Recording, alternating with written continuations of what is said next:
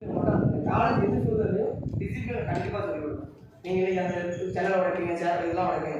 ஆனால் முடிச்சு வெளில போகும்போது தெரியும் நம்ம எப்படி காலேஜில் இருந்தோம்.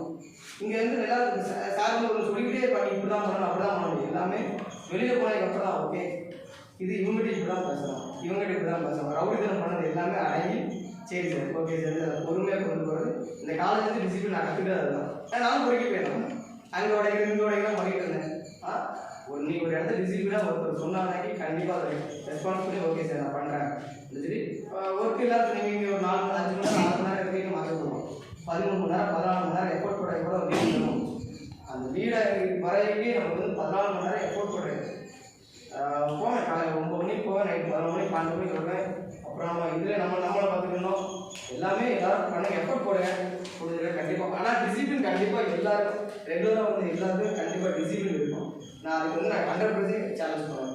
ஆனால் நீங்கள் ரெகுலராக வரணும். காலேஜ் 3 வருஷம் நீங்கள் அதை கம்ப்ளீட் பண்ணிட்டீங்கன்னா வெளியில் போகும்போது நீங்கள் அயரோட போகிறீங்க, அதெல்லாம் ப்ராப்ளம் வரும்.